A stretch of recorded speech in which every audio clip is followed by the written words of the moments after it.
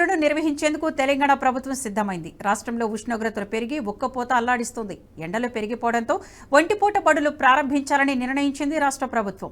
మార్చి 15వ తేదీ నుంచి ఏప్రిల్ 23 వరకు ప్రభుత్వ, ప్రైవేట్, ఎయిడెడ్ స్కూళ్లకు ఒంటిపూట బడులు నిర్వహించాలని ఆదేశించింది. ఉదయం 8 గంటల నుంచి మధ్యాహ్నం 12:30 వరకు తరగతులు నిర్వహించనున్నారు. ప్రభుత్వ స్కూళ్లలో విద్యార్థులకు క్లాసులు ముగిసిన అనంతరం మధ్యాహ్న భోజనం అందించనున్నారు.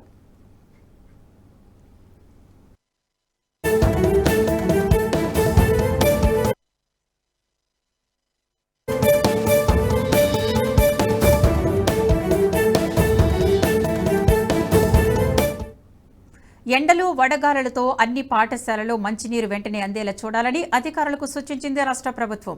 దీంతో పాటు స్కూళ్లలో ఫ్యాన్ల నిర్వహణ కూడా సరిగ్గా ఉండాలని ఆదేశించింది. ప్రతి స్కూల్ నిబంధనలు పాటించాలని, లేకుంటే కఠిన చర్యలు తీసుకుంటామని హెచ్చరించింది. ఏప్రిల్ 24 ఏడాది పాఠశాలలకు చివరి పనిదినం కానుంది. ఏప్రిల్ 25 నుంచి విద్యార్థులకు సమ్మర్ హాలిడేస్ ఇవ్వనున్నారు.